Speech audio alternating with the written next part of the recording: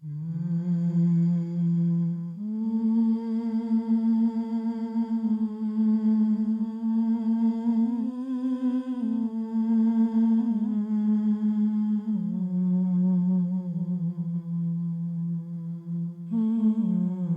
observe prayer, and pay the zakat, and bow down with those who bow. The Holy Quran, chapter 2, verse 44. The institution of prayer is something which is commonplace in every Muslim's life. From dawn till dusk, a Muslim's day is structured around his or hers 5 daily prayers. But where did this institution come from? And how did it turn into the method of prayer which millions of Muslims practice today? To trace the origins of Islamic prayer, we must go back 1400 years to the time of the Holy Prophet, peace be upon him. We know from the books of Hadith that even at this time, before God had prescribed any formal method of worship, some companions used to pray according to what they remembered of the teachings of the Prophet Abraham. So we know that some Muslims used to pray even before meeting the Holy Prophet, peace be upon him. But when was the formal method of worship, which millions of Muslims follow today, prescribed? This formal method of worship was revealed on the night of Al-Isra, meaning the night journey. On this night, the angel Gabriel descended upon the Holy Prophet, peace be upon him, and made him experience a vision in which he saw himself visiting the heavens. In this vision, the Holy Prophet, peace be upon him, was told by God to enjoin 5 salat, prayers, upon his followers. This commandment from God is what structured the formal method of prayer, which millions of Muslims follow today, and is how the institution of salat was formed. Allahu Akbar, Allahu Akbar, Allahu Akbar, Allahu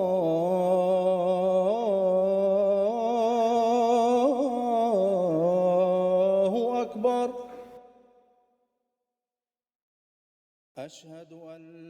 The Adhan, or call to prayer, the words of which are whispered into every newborn Muslim's ear, is something which was revealed to a companion of the Holy Prophet, peace be upon him.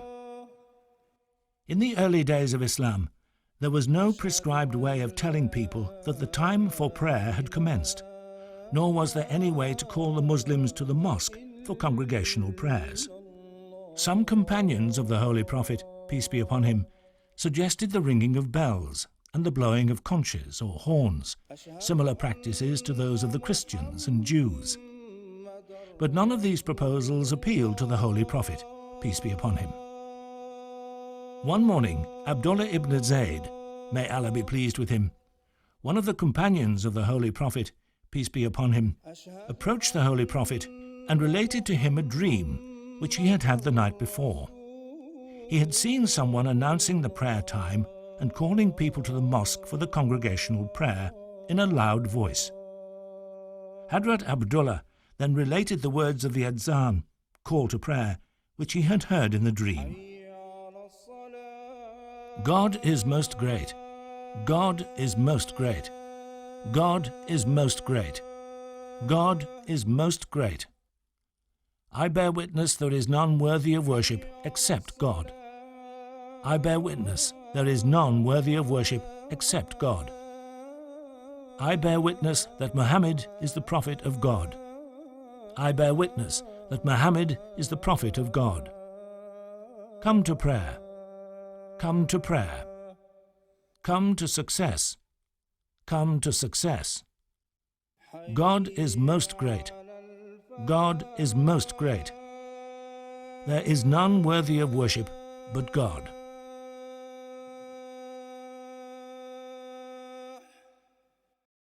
Hadrat Umar, may God be pleased with him, was also sitting in the company of the Holy Prophet, peace be upon him, and said that he had also had a dream and had heard the same words. The Holy Prophet, peace be upon him, was therefore in no doubt that this was a message from God.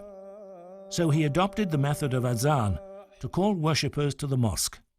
Azan is thus widely recognized as the call to prayer all over the world. The Kaaba is the most sacred site for Muslims today. Situated in the city of Mecca, Saudi Arabia, it's where millions of Muslims face while praying. But this was not always the case. In the early days of Islam, the Muslims used to face towards a sacred temple in Jerusalem. So how did this change in Qibla, direction of prayer, take place? When the Holy Prophet, peace be upon him, was in Mecca, he was ordered by God to pray towards the sacred temple in Jerusalem. But in his heart of hearts, he wished his Qibla, direction of prayer, to be the Kaaba. The Holy Prophet's, peace be upon him, inclination was so strong that when he used to pray, he made sure that he was in such a direction as to face both the sacred temple in Jerusalem and the Kaaba in Mecca. However, when the Holy Prophet, peace be upon him, was forced to emigrate from Mecca to Medina, it was no longer possible for him to face in both directions, and so he was forced to face solely towards the sacred temple in Jerusalem. With this sudden change, the desire in the Holy Prophet's, peace be upon him, heart to face towards the Kaaba grew even stronger, and although he never prayed for the Qibla to be changed, the following verse was revealed to him in Medina. Verily, we see thee turning thy face often to heaven. Surely then will we make thee turn to the Qibla which thou likest. So turn thy face towards the sacred mosque, and wherever you be, turn your faces towards it. And they to whom the book has been given know that this is the truth from their Lord, and Allah is not unmindful of what they do. The Holy Quran, chapter 2, verse 145.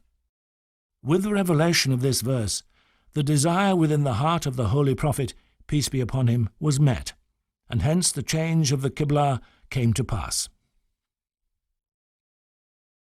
Allahu Akbar, Allahu